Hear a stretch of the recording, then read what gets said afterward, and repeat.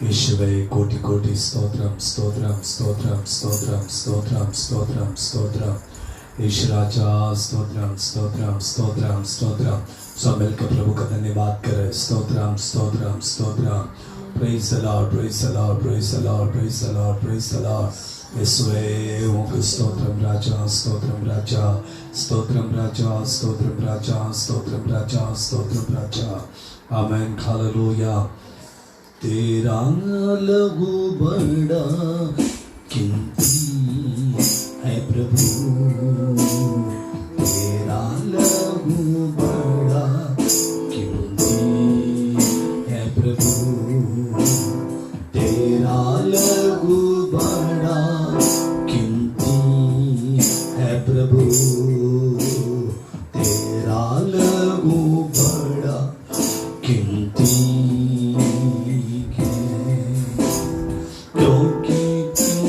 लहू में जो साबत है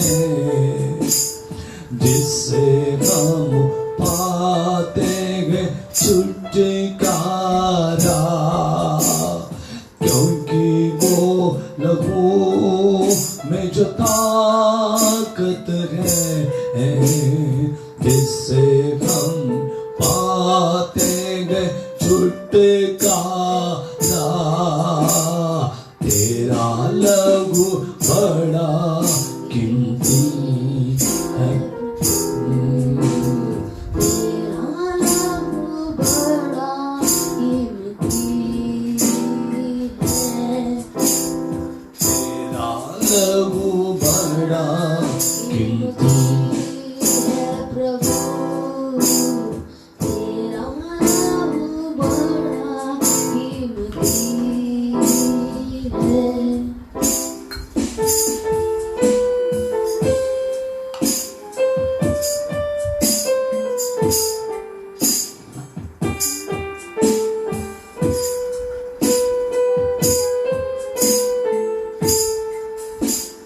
तूने वो लहू बहाया है सारे दुनिया को बचाया है तूने वो लहू बहाया है सारी दुनिया को बचाया है कभी तूने किसी से न कुछ मांगा कभी तूने किसी से न कुछ चाहा कभी तूने किसी से न कुछ मांगा कभी तूने किसी से न कुछ चाहा तेरा लहू बड़ा कीमती है प्रभु तेरा लहू बड़ा कीमती है तेरा लहू बड़ा कीमती है प्रभु तेरा लहू बड़ा कीमती है क्योंकि तू लहू बहाया है जिससे हम पाते हैं छुटकारा क्योंकि तू लहू मैं जो ताकत जिससे हम पाते हैं छुटकारा तेरा लहू बड़ा कीमती है प्रभु तेरा लहू बड़ा कीमती है तेरा लहू बड़ा कीमती है प्रभु तेरा लहू बड़ा कीमती है तेरा लहू बड़ा कीमती है प्रभु, तेरा लहू बड़ा कीमती है। Thank you holy spirit. प्रभु में सारे परमेश्वर के जन को फिर एक बार मसीह के नाम में मैं स्वागत करता हूं।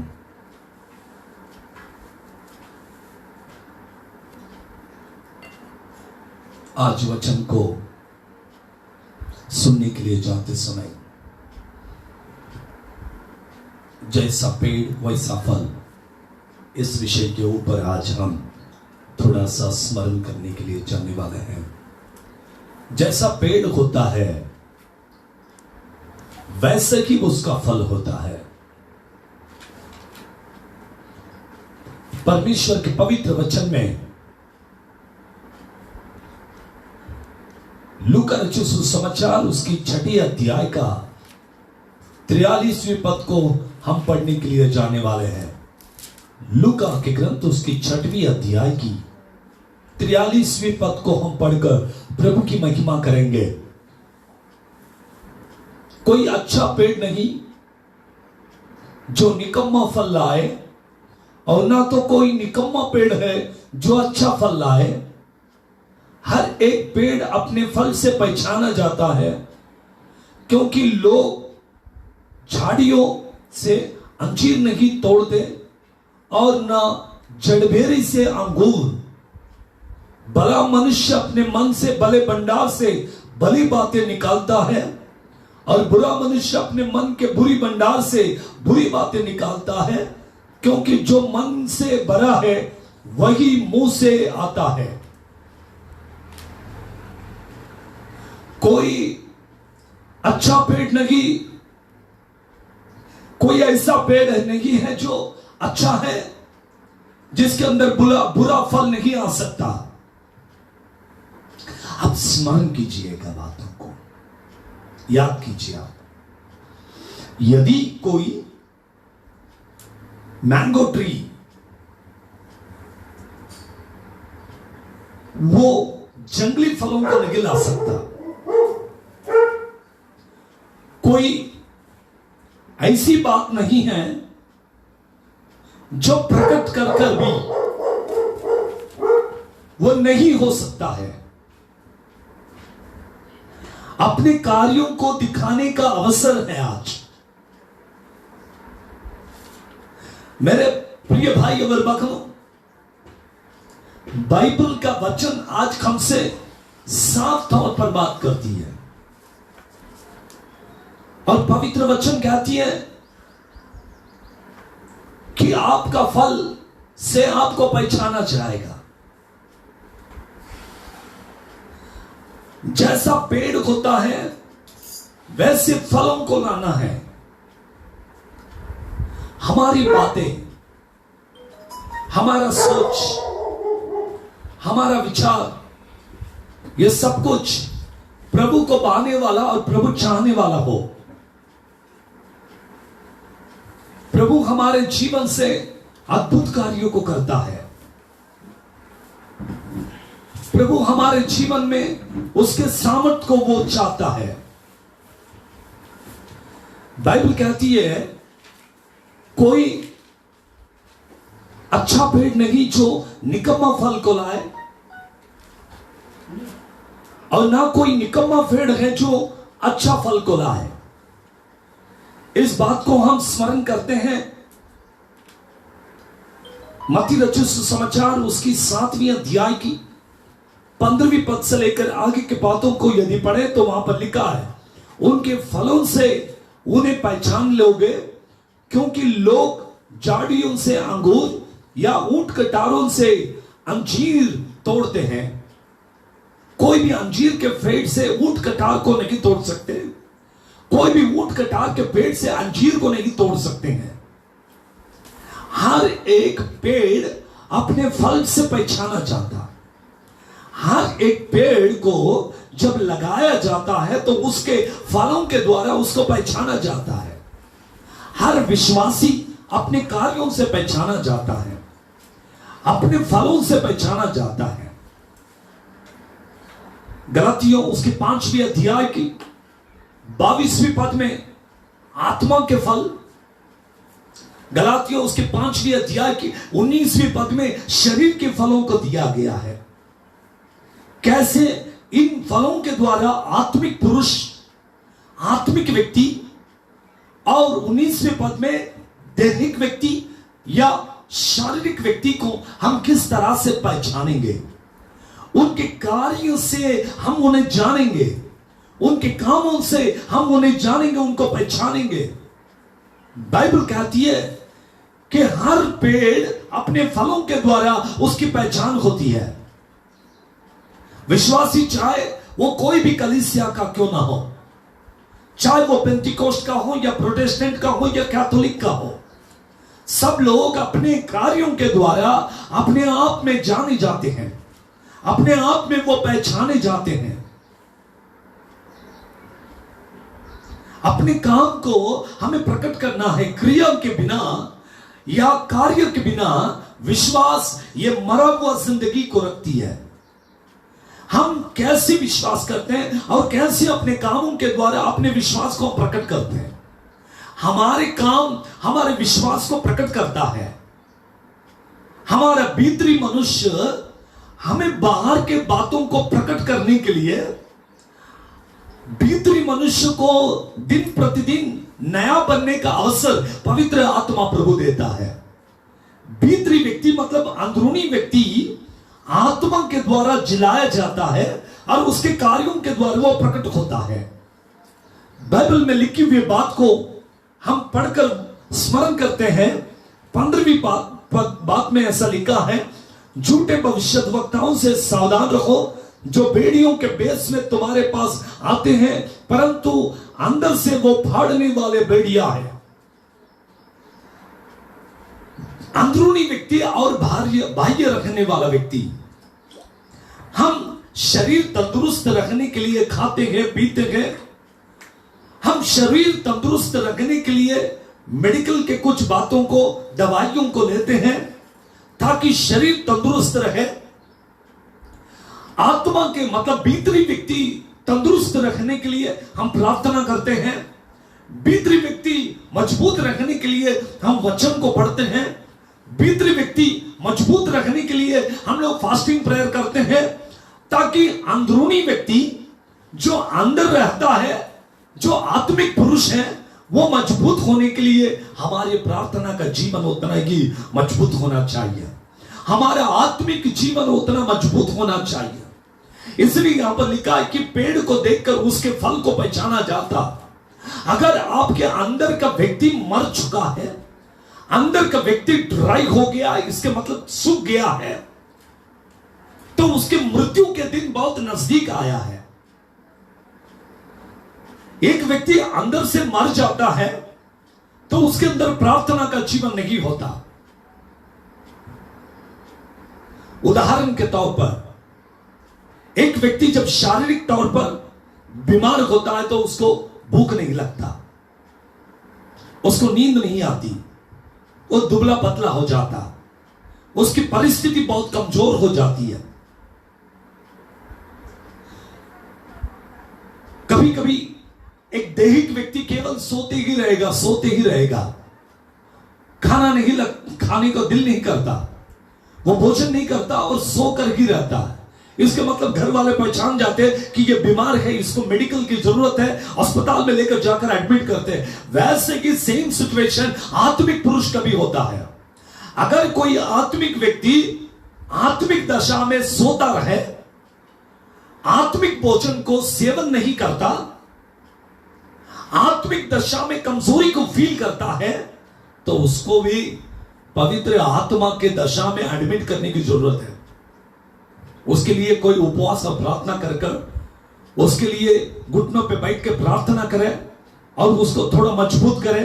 पवित्र आत्मा को द्वारा यीशु मसीह का लहू को उसके अंदर दे दे और वो जब उसको प्राप्त करेगा, वचन को पिएगा, निर्मल आत्मिक दूध की लालसा करते हुए जिएगा। दूसरी अध्याय के दूसरी पद तिमोथियों के पत्री में, पकड़े तिमोथियों में लिखा, निर्मल आत्मिक दूध की लालसा करो। अब उन बातों के तरफ हम आगे बढ़ते हैं, उस चीजों को लेकर हम आगे जाते हैं, वचन की गहराई को समझते हैं। आइए पढ़ेंगे हम परमेश्वर के वचन में से लूका रचित सुसमाचार उसकी 13वीं अध्याय की 25वीं पद को हम अगर स्मरण में लाए तो वहां पर कुछ बातें को हम देखते हैं। लूका रचित सुसमाचार उसकी 13वीं अध्याय की 25वीं पद को हम पढ़कर प्रभु की महिमा करेंगे। जब घर का स्वामी उठकर द्वार बंद कर चुका हो, तुम बाहर खड़े हुए खटखटाकर कहने लगो, हे प्रभु हमारे लिए खोल दे, और वो उत्तर देगा, मैं तुम्हें नहीं जानता। अगर तुम आत्मिक व्यक्ति नहीं होगे, तुम्हारा शारीरिक दशा दुर्बल होगा, तो प्रभु तुम्हें नहीं जानेगा। अब तुम्हारा संबंध परमेश्वर के साथ में टूटा हुआ होगा। आत्मिक जीवन में टूटे हुए जीवन को प्राप्त कर आगे बढ़ेंगे तो उसका उपयोग कुछ भी नहीं होता। अगर आप प्रभु के साथ में चलना चाहते हो, प्रभु के साथ में जीवन को बिताना चाहते हो, तो प्रभु के साथ में आत्मिक जीवन को भी बिताना आरंभ कीजिएगा। प्रभु जब आप आत्मिक जीवन को बिताओगे तो प्रभु आपके जीवन के द्वारा उसकी राज्य की महिमा को वो स्थापित करेगा। पढ़ेंगे, वचन कहती है मत्ती 7वीं अध्याय के 15 से लेकर आगे के वचन को हम स्मरण लाते। 17वें पद, इस प्रकार एक अच्छा पेड़ अच्छा फल को लाता है। अच्छा पेड़ अच्छा फल को लाता और निकम्मा पेड़ बुरा फल को लाता। अच्छा पेड़ बुरा फल नहीं ला सकता और ना निकम्मा पेड़ अच्छा फल लाता है। जो पेड़ अच्छा फल नहीं लाता वो काट और आग में डाल दिया जाएगा। प्रभु के अंदर आत्मा में बढ़ते रखने वाले प्रियो, मेरा आपसे अनुरोध है, इन दिनों में जब छुट्टियां है तो टाइम पास ना करते भी है, अपने आत्मिक जीवन को मजबूत करने के लिए जितना हो सके उतना पवित्र शास्त्र का पठन करें। मैंने पहले दिन कहा था 21 दिन में 4 अध्याय को पढ़े। 21 दिन के अंदर 4 अध्याय को 21 दिन में कन्वर्ट करेंगे तो 27 किताब पूरे हो जाएंगे। मत्ती से लेकर रेवलेशन तक 4 अध्याय को एक दिन में स्मरण करें तो आप पूरे 21 दिन के अंदर 27 किताब को, मतलब न्यू टेस्टमेंट को पूरा करोगे। आत्मिक व्यक्ति आत्मिक दशा में जाने के लिए एक अच्छा मौका है, तो उसके लिए सुबह 2 अध्याय और शाम को 2 अध्याय को पढ़कर आत्मिक पुरुष को मजबूत होने का अवसर प्रभु ने दिया है। इसको खोना नहीं, इसको खोना नहीं, इसके अंदर बढ़ते जाना है। दानियल की किताब उसकी 10वीं अध्याय के अंदर 3री पद से लेकर आगे के पद को हम पढ़ेंगे। दानियल की किताब उसकी 10वीं अध्याय का 2री पद में लिखा है, उन दिनों में दानियल 3 सप्ताह तक शोक करता रहा। दानियल 3 सप्ताह मतलब 21 डेज, 21 दिन तक दानियल प्रार्थना करते रहा। 21 दिन तक दानियल उपवास करता रहा।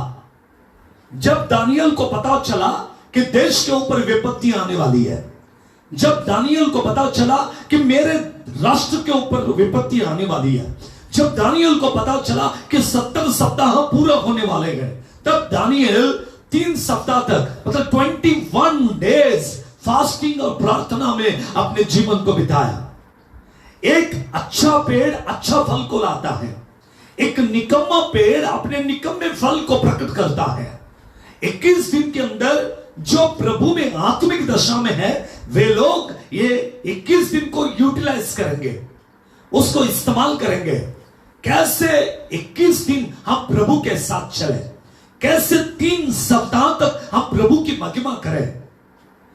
शायद हो सकता है घर में टाइम पास करने के लिए बहुत सारे वस्तुओं को लाकर रखे, भोजन पदार्थ को लाकर रखे, 21 दिन ऐसे ही टाइम पास करते हुए अपने जीवन को बिता दे।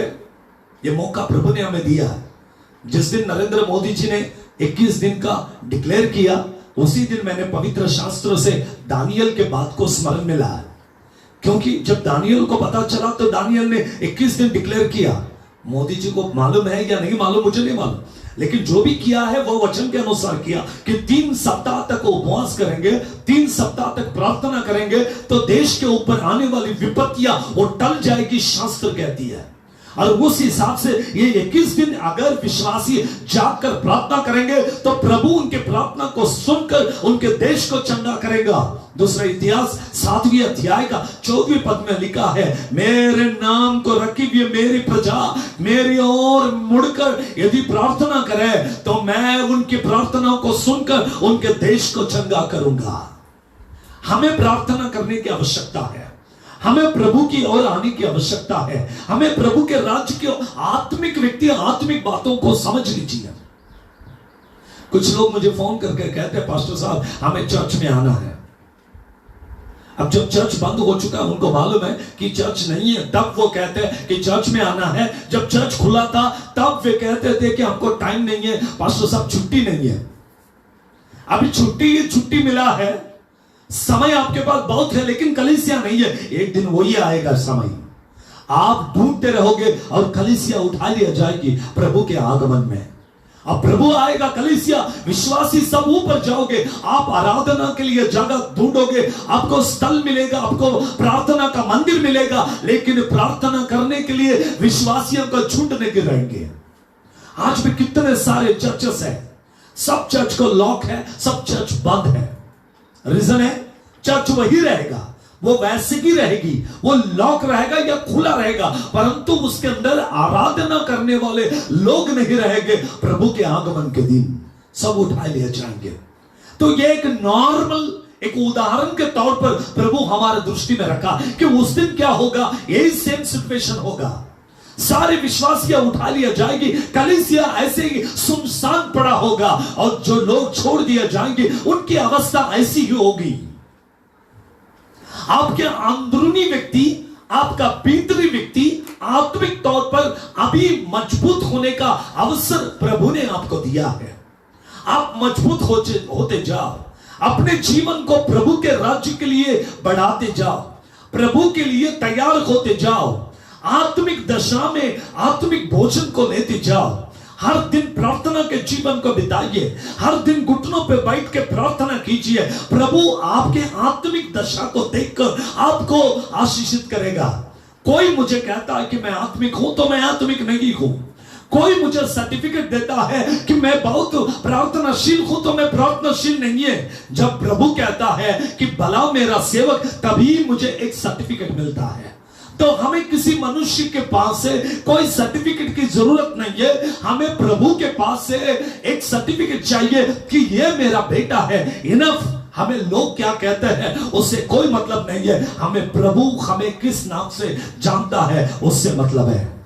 समझ लीजिएगा, आत्मिक व्यक्ति आत्मिक बातों से पहचाना जाता, और दैहिक व्यक्ति शारीरिक व्यक्ति वो शारीर की बातों से पहचाना जाता। उसका रीजन एक ही है, गलातियों 5वें अध्याय का 19वें पद में शरीर के व्यक्ति को पहचाना जाएगा। गलातियों 5वें अध्याय के 22वें पद से आत्मिक व्यक्ति की पहचान होती है। हमारी पहचान की स्थिति को पहचान ले। मत्ती में हमने पढ़ा कि लोग झूठे भविष्य वक्ताओं के बारे में भी वहां पर लिखा हुआ है, और आत्मिक व्यक्ति के फल के बारे में भी लिखा हुआ है। परंतु प्रियो, हमें परमेश्वर के राज्य के लिए तैयार होना है, हमें परमेश्वर के राज्य के कार्यों को करते हुए आगे बढ़ते जाना है। यीशु मसीह कहता, मैं तुमसे सच सच कहता हूं, जो कोई द्वार से भेड़शाला में प्रवेश नहीं करता परंतु दूसरे मार्ग से बढ़ जाता है, वो चोर और डाकू है। यूहन्ना 10वें अध्याय के पहले पद में, मतलब जो लोग आत्मिक लोग स्ट्रेट वे में द्वार से प्रवेश करते हैं, और जो दैहिक लोग हैं वो द्वार से प्रवेश नहीं करेंगे। यही फर्क है। एक व्यक्ति मेरे पास आकर गलातियों की किताब में से यरूशलेम के माता के बारे में बात करने लगा, और कहा वो मेरी माता है, वो यरूशलेम की माता ऊपर से उत्तर किया। उनका आने का समय है संडे के दिन, ओनली संडे। उनको मालूम है जो शरीर के लोग हैं वो चर्च में नहीं जाएंगे, वो घर में रहेंगे, और इन लोग उन्हीं को ढूंढ के आते हैं घर पर और बराबर जाल में फंस जाते हैं। जो आत्मिक लोग हैं वो इतवार के दिन प्रभु के सम्मुख में जाते हैं और प्रभु के आशीष को पाते हैं, और जो शरीर के लोग हैं समय को रखते हुए भी टाइम पास कर अपने घरों में बैठते और इन लोगों को लेकर वचन को सुनते और अपनी आत्मिक दशा में गिर जाते हैं। केवल वही नहीं, यहोवा विटनेस के लोग केवल संडे के दिन इन बाह्य स्वरूप के लोगों को ढूंढते हुए घूमते रहते हैं। अगर आप आत्मिक हो तो आप शैतान के कार्यों में गिरोगे नहीं। आप कलीसिया में, आप चर्च में रहोगे, आप आराधना करोगे, आप प्रभु के सामने अपने समय को बिताओगे तो चोर और डाकू आपको पकड़ नहीं सकता। जो लोग भेड़शाला में द्वार से प्रवेश नहीं करते वो चोर है, वो डाकू है। बाइबल कहती है मेरे से पगले आए हुए सभी लोग वे चोर थे, ऐसे यीशु ने कहा। मतलब जो द्वार में प्रवेश नहीं करते, भीतरी व्यक्ति बाहर से आता और दूसरे रास्ते से प्रवेश करना चाहता, इन लोगों से बच कर रहिए। वही मत्ती में लिखा है, वो भेड़ के स्वरूप को परिधान करेंगे लेकिन वो अंदर से भेड़िया है। हमें भेड़ बनना है, भेड़िया नहीं बनना है। अगर भेड़िया है तो वे भेड़ को फाड़ कर खाएंगे, भेड़ है तो वो चरवाहा के साथ में चलेंगे। तो हमें भेड़िया नहीं, हमें भेड़ बनना है और हमें अपने चरवाहा के साथ में चलना है। आपके अंदर से आपके गुण, आपके क्वालिटी, आपके फल, आपके बातें, आपके जीवन, आपके चाल चलन, आपके प्रभु के साथ में रखने वाला अनुभव जब बाहर आएगा वही फल के रूप में लोगों के सामने दिखाई देगा। इसलिए उसने कहा तुम्हारा उजाला मनुष्यों के सामने प्रकट हो ताकि वे जाने कि तुम जीवित परमेश्वर के बच्चे हो। हमारा उजाला लोगों के सामने गिरे, हमारा उजाला प्रकट हो, हमारा दीप जलता रहे, वो बहुतेरे लोगों के लिए उजाला का कारण बने। समझ लीजिए, आत्मिक दशा को पहचानने की कोशिश कीजिए। बहुत लोग आज वचन को सुनते हुए बैठे हैं क्योंकि उनको ड्यूटी में नहीं जाना है, कोई काम नहीं है। आज बहुत लोग जुड़े हुए होंगे, आप मेरी आवाज को सुनते होंगे, आपकी आत्मिक दशा पूरी तरह से मरी हुई है। आज आपके पास समय है इसलिए आप ऑनलाइन में आकर वचन को सुनते, और साल भर आप प्रभु के पास से दूर होते हो, कोई फायदा नहीं है। आपके ड्यूटी को पहले जगह देते हो। आपका जीवन में पहला प्रथम स्थान प्रभु को मिलना चाहिए। प्रभु के साथ में चलना, यदि छुट्टी नहीं है, जब छुट्टी है उस दिन तो भी आप इस्तेमाल कीजिए अपने समय को प्रभु के लिए। समय रहकर भी कलीसिया में ना जाते हुए, समय रहकर भी दुनिया के बातों में घूमने वाले लोगों, सावधान रहो, एक दिन प्रभु आपके पास से हिसाब को लेने वाला है। जो भी तू कर रहा है यीशु वो देखता है, जो भी तू कर रहा है यीशु वो देखता है। हर पल का तुझको इंसान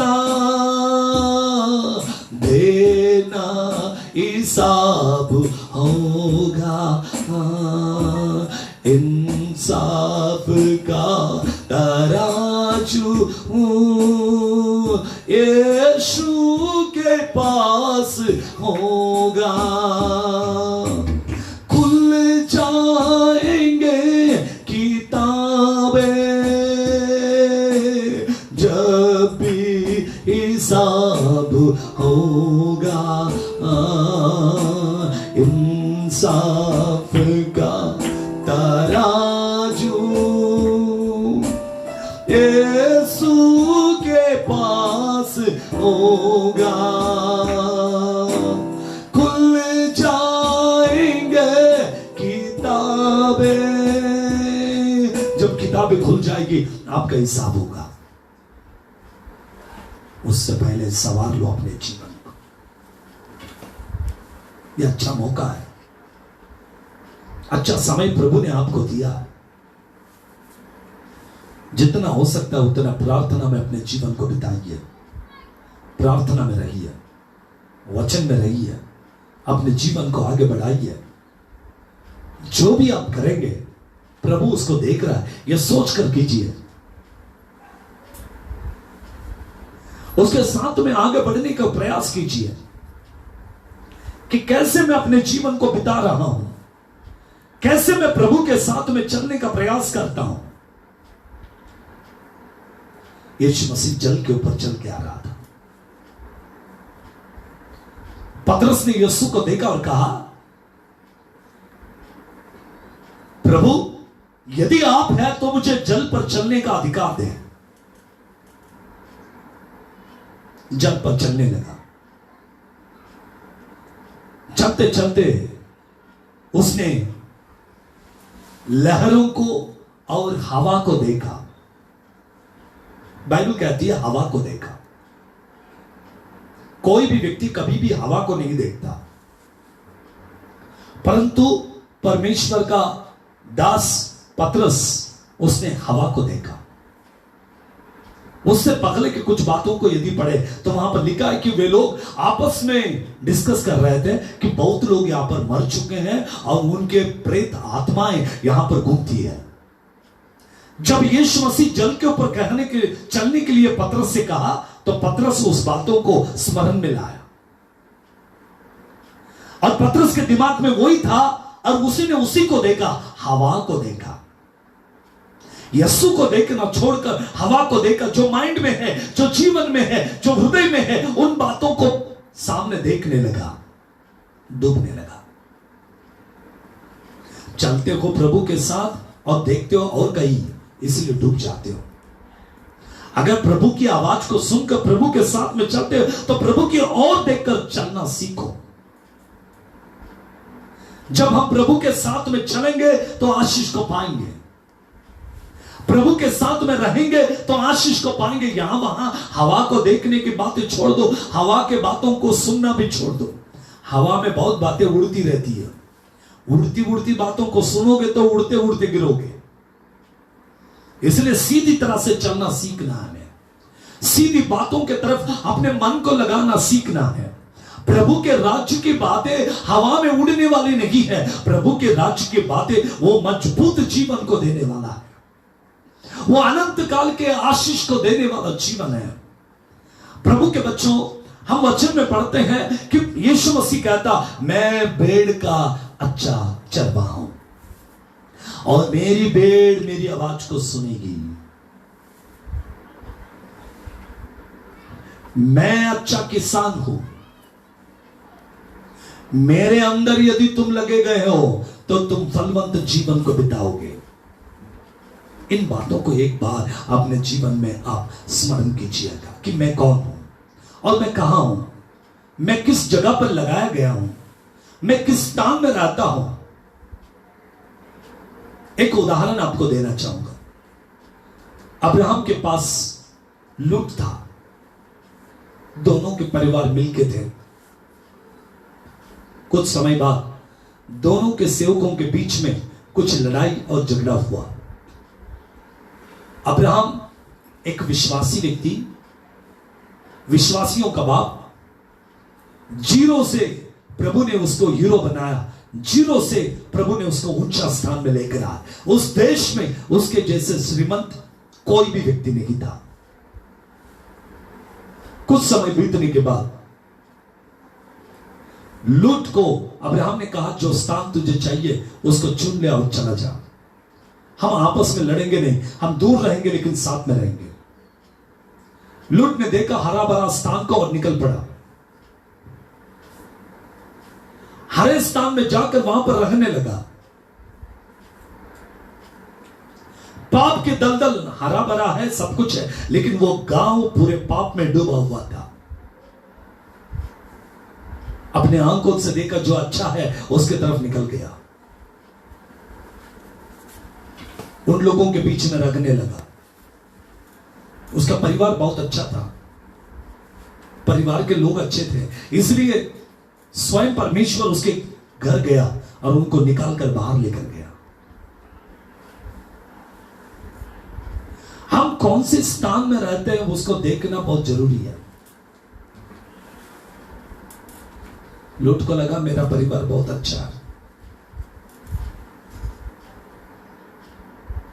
आजू बाजू के एरिया में लोग कैसे हैं मुझे उससे मतलब नहीं, मैं तो अच्छा हूं, इनफ।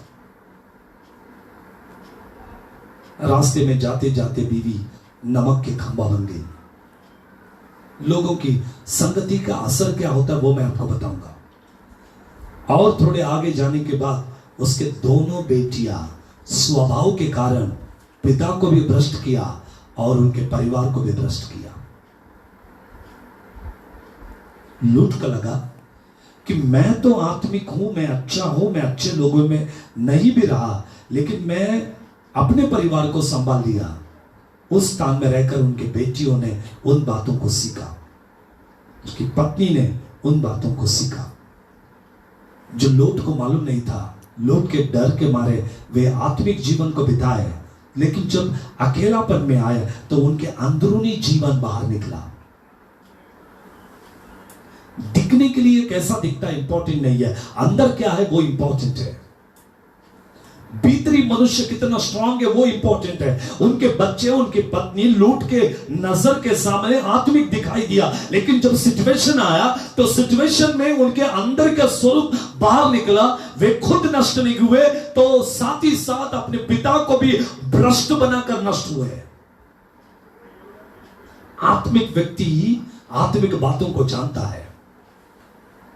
सूखे हुए प्रदेश के अंदर अब्राहम रहा। अब्राहम जो स्थान में था वो रेगिस्तान था। लूट जो स्थान में था वो हरा भरा प्रदेश था। अब्राहम रेगिस्तान में रहकर भी अपने परिवार को प्रभु के साथ में सूखे हुए स्थान में हरियाली जिंदगी को बिताया। सूखे हुए प्रदेश में अब्राहम पर परमेश्वर ने प्रेम किया और वहां पर पूरे तेल के खजाने को प्रभु ने दिया। इसलिए आज सऊदी में, अरेबिया में और कुवैत में ऐसे स्थान में इतने सारे पैसे क्यों हैं? क्योंकि अब्राहम उस स्थान में रहकर प्रभु का धन्यवाद किया, सूखे प्रदेश में प्रभु के लिए अपने जीवन को बिताया। इसलिए सूखे प्रदेश के अंदर से परमेश्वर ने ऐसी खजाना को दिया ताकि हरियाली में रखने वाले लोग भी ऐसे जीवन को बिता नहीं सकते।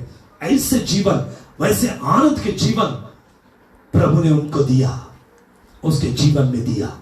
याद रखिए, आप सूखे जगह में हो इस बात को ना सोचें, सूखे जगह में भी प्रभु आपको आशीषित करता।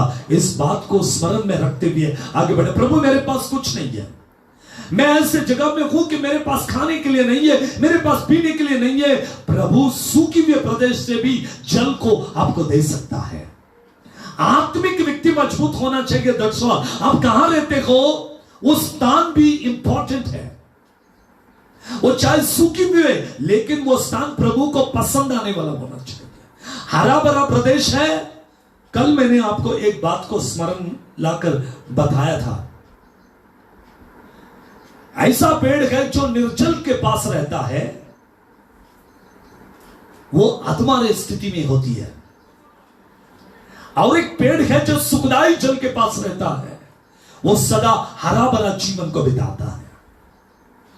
तो आप सोचिए कि आपका आत्मिक व्यक्ति अधमरे स्थिति में निर्जल प्रदेश के पास रहने से बेटर है जल के पास रहकर हरा भरा जीवन को बिताए।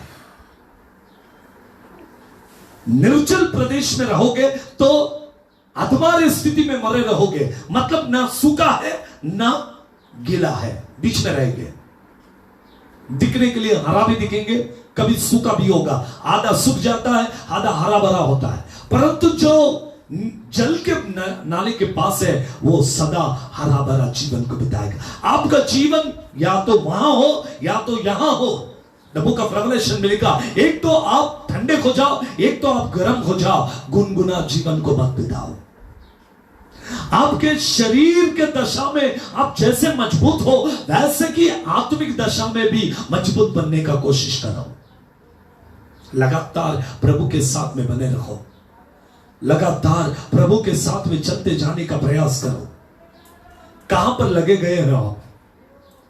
कौन से स्थान में रहते हैं आप? कैसे प्रदेश में अपने जीवन को बिताते हैं आप? कैसे लोगों के साथ में रहते हैं आप? भजन संहिता पहली अध्याय में लिखा है, मैं ना तो उन लोगों के बीच में रहता हूं जो तुझे पसंद नहीं आता, परंतु मैं ऐसे लोगों के बीच में रहता हूं जो सदा तेरे वचन को स्मरण में लाते हैं। हमें भी ऐसा ही रहना है। भजन संहिता 91 वर्स 1, जो सर्वशक्तिमान के छाए हुए स्थान में बैठेगा वही सर्वशक्तिमान परमेश्वर के साथ में ठिकाना पाएगा। ऐसी जगह पर रखिए जहां पर परमेश्वर के स्थान में आपको ठिकाना मिले। आत्मिक दशा में बढ़ते रहो। जब आत्मिक बनोगे तो आपके जीवन से आत्मिक बातें ही बाहर निकलेंगी, आपके मुंह से आत्मिक बातें बाहर निकलेगी। याकूब में लिखा है, एक ही जल के अंदर से या तो कड़वी पानी और मीठा पानी नहीं निकल सकता, वैसे ही एक आत्मिक व्यक्ति के जीवन से बुरा और भला दोनों भी नहीं निकल सकता। एक तो श्राप या आशीष। आप आत्मिक हो तो आपके मुंह से सदा आशीष की बातें निकलेगी। आप आत्मिक हो तो आपके मुंह से सदा प्रभु का धन्यवाद की बातें निकलती रहेगी। शारीरिक हो तो सदा दूसरे की बुराइयों को करते रहोगे, दूसरे की बुराइयों को सोचते रहोगे। हमें दूसरे की बुराई नहीं, हमें भलाई को ढूंढना और भलाई के पीछे चलना है। पहले थिस्सलुनीय 5वीं अध्याय की 15वें पद में लिखा है, सदा भलाई को ढूंढकर भलाई के पीछे करना, किसी के बुराई के प्रति बुराई ना करते हुए भलाई कर बुराई को जीतो। हमें किस मार्ग से चलना, क्योंकि हमारा फल भी प्रभु देखता है। It is very important thing. यह बहुत ही आत्मिक बात है और बहुत ही इंपॉर्टेंट बात है कि हमारी बातें वो आत्मिक हो। अच्छा पेड़ बुरा फल नहीं लाता और निकम्मा पेड़ अच्छा फल नहीं लाता। अब बाह्य स्वरूप व्यक्ति को कितना भी, एक शारीरिक व्यक्ति को कितना भी आत्मिक बातों के बारे में आप बोलिए, वो आत्मिक नहीं बनना चाहता। और एक आत्मिक व्यक्ति को कितना भी दुनिया के बातें बताइए, वो दुनिया में नहीं जाएगा, वो संसार की बातों को नहीं बताएगा। रीजन, क्योंकि वो आत्मिक है और आत्मा के फल को लाना चाहता और प्रभु के साथ में चलना चाहता है। यही तो फर्क है। यीशु मसीह के पास में बरअब्बा आया, आकर कहता है कि तेरे पास चमत्कार है, मेरे पास शक्ति है, हम दोनों हाथ मिलाएंगे तो हम राज्य करने लगेंगे। यीशु ने कहा, तेरा राज्य अलग है, मेरा राज्य अलग है। तू शारीरिक है और मैं आत्मिक हूं। चाहे तो मैं तेरे लिए अपने जान की कुर्बानी दूंगा, लेकिन तेरे साथ में हाथ नहीं मिलाऊंगा। सी रीजन को समझिए। यदि करोड़ों रुपया हमारे पास में रखे तो भी हम आत्मिक लोग शरीर के बातों में नहीं जाएंगे, क्योंकि हमें आत्मिक फल को लाना है, आत्मा में बढ़ना है, आत्मा के अंदर प्रभु के राज्य को करना है। जब हम आत्मिक बनेंगे तो हम उठाए ले जाएंगे। हम आत्मिक बनेंगे तो हम देश के लिए प्रार्थना करेंगे, जो दानियल ने किया। 21 दिन तक प्रभु के सामने बैठा रहा, 21 दिन तक उपवास करता रहा। बाइबल कहती है कि उसने ना तो पानी पिया और ना ही कुछ खाया। वो आत्मिक व्यक्ति है। दानियल के अंदर का क्वालिटी और क्वालिफिकेशन कुछ अलग था। हननिया, हजरिया, मिशाएल को जब लेकर आए, साथ में दानियल को भी लेकर आए, चारों को राजा के सामने खड़ा किया, चारों का नाम चेंज किया गया। हननिया, हजरिया, मिशाएल, ये तीनों को शद्रक, मेशक, अबेदनगो के नाम से जाना गया। जब दानियल की बारी आई तो दानियल ने कहा, राजा स्टॉप, हम मुझे आपका नाम भी नहीं चाहिए और आपका भोजन भी नहीं चाहिए। मैं वो भोजन नहीं करूंगा, मैं घास फूस खा के जीऊंगा। क्योंकि दानियल जानता था ये कई बलि दिए हुए वस्तुओं को लाकर हमको खिला देंगे, इसलिए दानियल जब तक वह था तब तक शाकाहारी बनकर जिया। बिल्कुल मटन मच्छी नहीं खाया। क्यों नहीं खाया? क्योंकि वो जानता था कि ये राजा मुझे फंसाकर कहीं बलि वस्तुओं को लाकर मुझे खिला देगा। पहले अध्याय के 12वें पद में लिखा, उसने कहा कि मुझे कुछ नहीं चाहिए, या तेरा नाम भी नहीं चाहिए। हननिया, अज़रिया, मिशाएल, ये तीनों ने भी प्रभु के साथ में चलने लगे, इसलिए उनका जीवन आशीषित हुआ। दानियल का जीवन बहुत अलगापन का जीवन था। दानियल प्रभु से सदा बात करने वाला व्यक्ति था। दानियल दिन में 3 बार उपवास के साथ में प्रार्थना करने वाला व्यक्ति था। दानियल को उठाकर सिंह के बोन में, सिंह के गुफा में जब डाला गया, तब कहा गया कि प्रार्थना नहीं करना। तब भी दानियल बिंदास प्रार्थना करने लगा। प्रियो, आज डरना नहीं। हमें जग चलाने का परमिशन नहीं है, लेकिन प्रार्थना करने का परमिशन पक्का है। हम कहीं भी बैठ के प्रार्थना कर सकते हैं, हम वचन को पढ़ सकते हैं, हम उपवास कर सकते हैं। हम जब उपवास करके प्रार्थना करेंगे तो प्रभु अद्भुत कार्यों को करेगा, प्रभु उसके सामर्थ्य कार्यों को करेगा। हमारे देश को चंगा करने के लिए हमें प्रार्थना करना कि प्रभु ये देश चंगा हो, हमारा देश चंगाई को प्राप्त करे।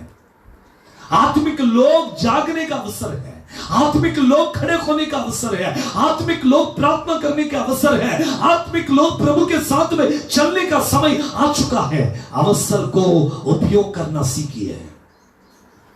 कितना हो सकता उतना प्रार्थना में रहिए। अकेले बैठ के प्रभु के साथ में रो कर प्रार्थना करें। दानियल उसकी 10वीं अध्याय का पहली पद से लेकर 3री पद तक लिखा, दानियल रो रो के प्रार्थना करने लगा। दानियल प्रभु के सामने बिलक बिलक कर रोने लगा। 70वां सप्ताह खत्म हो जाएगी और आपत्ति हमारे देश के ऊपर आएगी। यह दानियल के अंदर से अच्छी बात है। अच्छा पेड़ सदा अच्छा फल को लाता है, बुरा पेड़ सदा बुरे फल को लाता है। दानियल के अंदर देखिए, अच्छा फल लाया। क्यों लाया? क्योंकि वो अच्छा पेड़ है। अब्राहम को देखिए, अब्राहम क्यों प्रभु के साथ में अच्छा फल को लाया? क्योंकि अच्छा पेड़ अच्छा फल को ही लाएगा।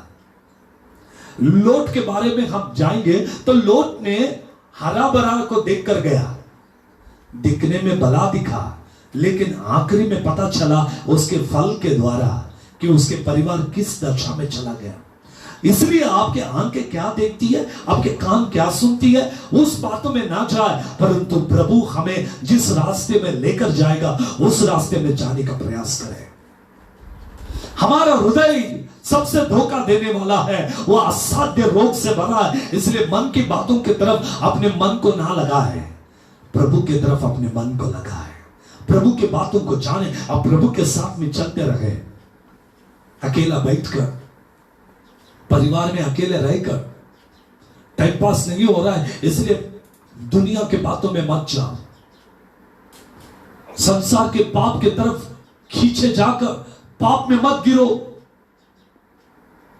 टाइम पास की कोई भी चीज को लेकर टाइम पास मत कीजिए। प्रार्थना में लगे रहो, घुटने के बलाकर प्रार्थना करो। ऐसी प्रार्थना करो कि देश हिल जाए। 7 बार यरीहो के चारों ओर इस्राएल की प्रजा घूमी तो यरीहो के दीवार टूट पड़े। हम लोग प्रार्थना करेंगे तो यह कोरोना वायरस की शक्तियां भी टूट पड़ेगी। आपकी प्रार्थना की आवश्यकता है। आज आपके भीतरी मनुष्य का जागने की आवश्यकता है। आपके आत्मिक व्यक्ति का जागने का आवश्यकता है। आत्मिक व्यक्ति के फलों को प्रकट करने का आज आवश्यकता है। प्रभु चाहता है यदि तू आत्मिक है तुझ में से वो फल दिखे। यदि तू शारीरिक है तो ऑटोमेटिकली शरीर की दशा बाहर आएगी। आज जान लो आप कौन है। मैं आपको देखकर ये ना कहे कि आप आत्मिक है, लेकिन प्रभु देखकर कहे कि ये मेरा बेटा है। प्रभु के सामने उचित रास्ते को अंदर चलने के लिए प्रयास करें और आगे बढ़े। प्रभु आपको आशीष देगा, प्रभु आपके जीवन को आशीष देगा और प्रभु आपको आगे लेकर चलेगा।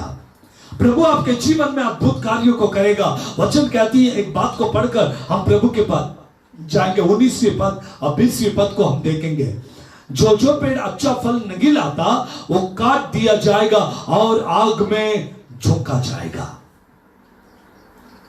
जो फल नहीं लाता ठीक से वो काट दिया जाएगा और आग में झोंका जाएगा।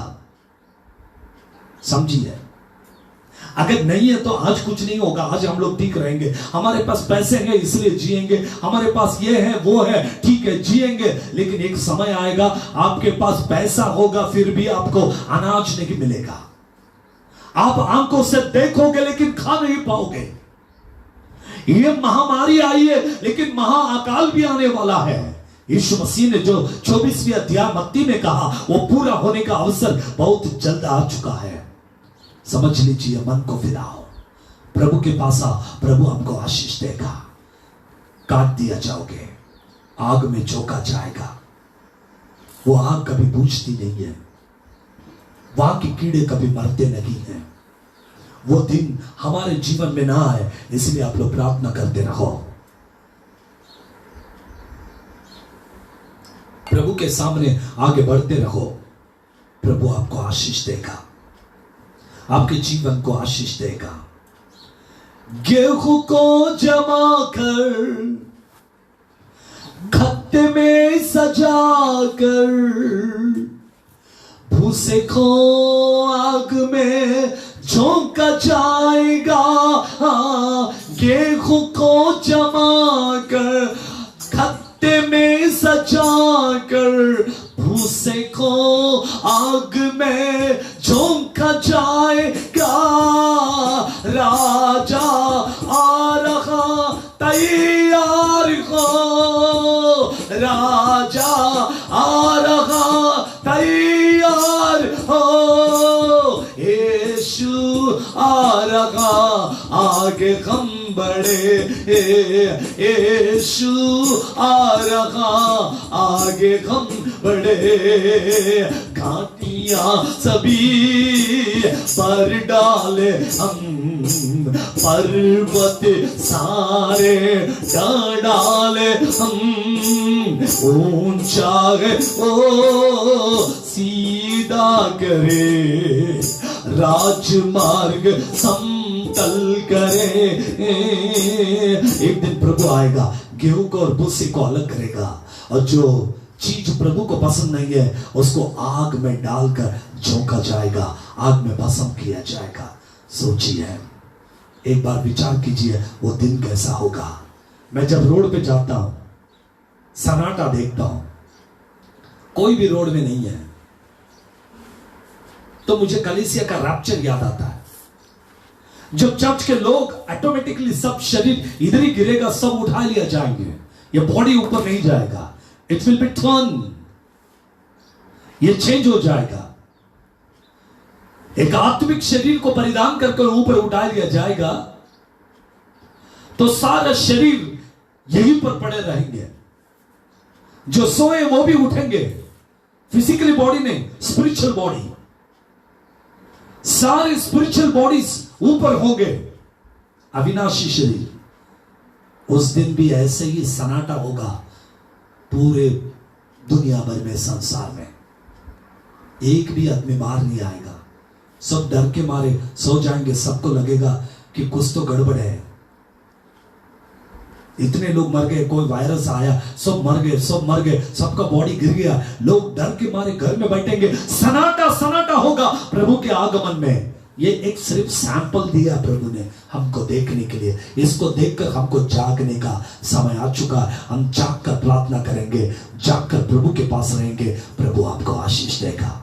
जहां कहीं भी है, सब लोग मेरे साथ में घुटने पर आए, हम प्रार्थना करेंगे। सभी लोग प्रार्थना में जाएं, कहीं पर भी हो, कोई भी अवस्था हो, कोई भी स्थिति हो, मेरे साथ में प्रार्थना में चलिए। जागते करे प्रभु प्रार्थना, नहीं करते रहे प्रार्थना, जागते करे प्रभु प्रार्थना। हम सोए तो बैरी बोएगा, हम भूले तो बैरी जीतेगा। हम सोए तो बैरी बोएगा, हम भूले तो बैरी जीतेगा। जागते करे प्रभु प्रार्थना, सोए नहीं करते रहे प्रार्थना। जागते करे प्रभु प्रार्थना।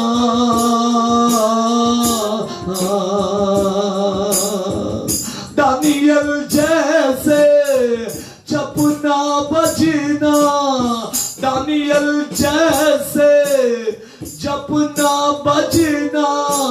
शेरों के मुंहों को हर दिन बांधना, शेरों के मुंहों को हर दिन बांधना। हम सोए तो बैरी बोएगा, हम भूले तो बैरी जीतेगा। हम सोए तो बैरी बोएगा, हम भूले तो बैरी जीतेगा। जागते करे प्रभु प्रार्थना, सोए नहीं करते रहे प्रार्थना। जागते करे प्रभु प्रार्थना।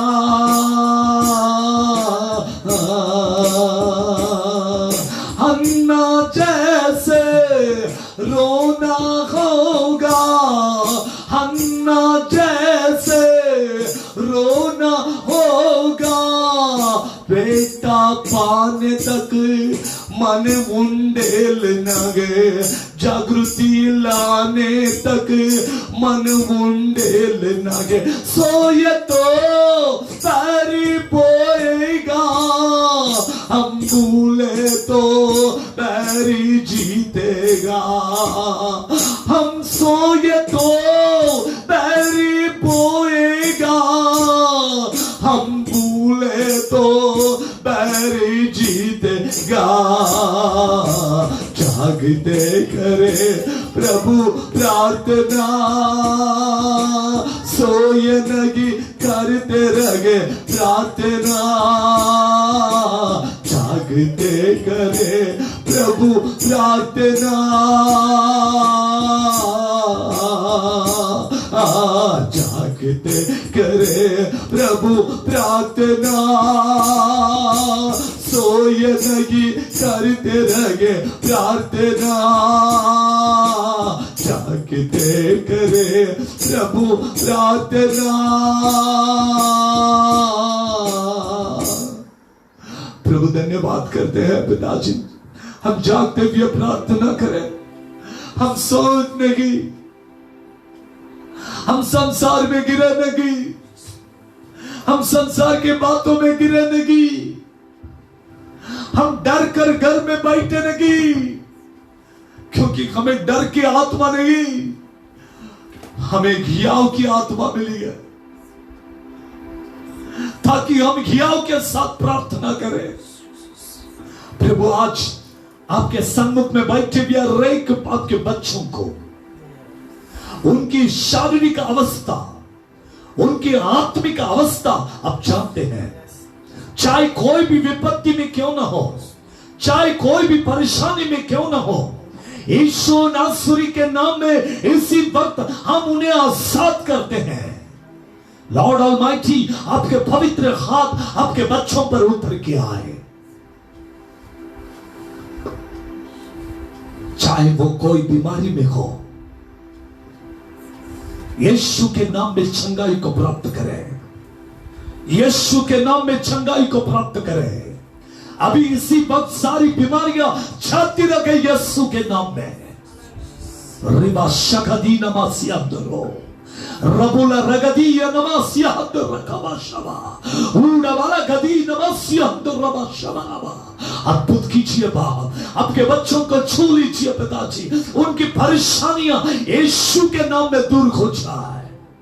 आई खुदावन, मैं आपसे प्रार्थना करता हूं बाप, जो आपके बच्चे एक समय का भोजन को नहीं रख सकते हैं, जो आज भूखे बैठे हैं, उनके परिवारों में शायद कुछ नहीं होगा, ऐसे लोग वचन को सुनने के लिए आए, उन लोगों पर कृपा कीजिए पिताजी, दया कीजिए बाप, तृप्त कीजिए। एलिया को आपने कवे को बेचकर तृप्त किया, आज आपके बच्चों को आप तृप्त कीजिए पिताजी, उनके सारे मनोकामनाओं को पूरा कीजिए बाप, उनके स्थिति और परिस्थिति को बदल दीजिए पिताजी, उन्हें भोजन से तृप्त कीजिए बाप। आकाश के पक्षियों को देखो, वो ना तो बोते हैं ना तो काटते हैं, परंतु उनके स्वर्गीय पिता उन्हें खिलाता है। वही वचन पर हम विश्वास करते हैं बाप, आप हमें तृप्त करेंगे। इस बच्चों को आप तृप्त कीजिए पिताजी, उनके परिवारों में भोजन दीजिए, उनके जीवन में भोजन से तृप्त कीजिए, फिजिकली भोजन दीजिए, स्पिरिचुअली भोजन दीजिए, सारी बीमारी की अवस्थाएं से छुटकारा दीजिए, सारे कर्ज से छुटकारा दीजिए। साथ ही साथ मैं प्रार्थना करता हूं हमारे भारत देश के लिए, मैं प्रार्थना करता हूं महाराष्ट्र के लिए, मैं प्रार्थना करता हूं हमारे पूना जिला के लिए, मैं प्रार्थना करता हूं हमारे मांगोल तालुका के लिए, हवेली तालुका के लिए, पूना में रखने वाले हर एक तालुकाओं के लिए प्रार्थना करता हूं। यीशु का लहू इस महाराष्ट्र पर हम छिड़कते हैं, सारा कोविड-19 यीशु के नाम में जलकर खाक हो जाए। यीशु के नाम में भारत को छुटकारा मिले, यीशु के नाम में महाराष्ट्र को छुटकारा मिले, यीशु के नाम में पुणे को छुटकारा मिले, यीशु के नाम में हमारे पुणे, पिंपरी चिंचवड, देहूर रोड, ये मावल, हवेली तालुका आजादी को प्राप्त करे। लॉर्ड, जो लोग अस्पताल में है, जो बीमारी की अवस्था में है, वो चंगाई को प्राप्त करे यीशु के नाम में। मैं प्रार्थना करता हूं चीन के लिए, मैं प्रार्थना करता हूं अमेरिका के लिए, मैं प्रार्थना करता हूं इटली के लिए, मैं प्रार्थना करता हूं ईरान के लिए, मैं प्रार्थना करता हूं उन सारे देशों के लिए जहां पर महामारी फैल चुकी है। इसमें आपका सिंगल ड्रॉप ब्लड के अंदर छुटकारा है, single drop blood is enough for us Lord. आपका एक बूंद लहू काफी है हमें छुटकारा पाने के लिए।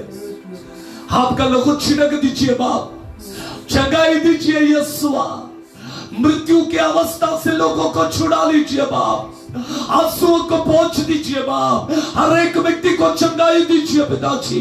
आज प्रार्थना में मन लगाने वाले हर एक व्यक्ति चंगाई को प्राप्त करे यीशु के नाम में। यीशु नासरी के नाम में चंगाई चंगाई चंगाई। बाप मेरे देश को चंगा कर बाप, हमारे प्राइम मिनिस्टर से लेकर हर मंत्रिमंडल को अपने हाथों में लीजिए कि वो ठीक रीति से देश को चलाए। हमारे महाराष्ट्र के मुख्यमंत्री उद्धव ठाकरे को अपने हाथों में लीजिए, वो ठीक रीति से हमारे राष्ट्र को चलाए, हर जरूरतों को पूरा करना बाप, फाइनेंशियल नीड्स को पूरा करना बाप, मेडिसिन को पूरा करना पिता, अन्न धान्य सबके पास में ठीक से पहुंच जाए, कोई भी चीज की कमी न हो। यीशुआ आप ही अपने हाथ को हमारे साथ में रखे पिताजी, चंगाई दे बाप, चंगाई दे बाप, भोजन से तृप्त करे, हर बात को तृप्त कर कर आप हर बातों के हर जरूरतों को देकर तृप्त कीजिएगा पिताजी। आज की हमारी प्रार्थना को सुना, धन्यवाद पिताजी।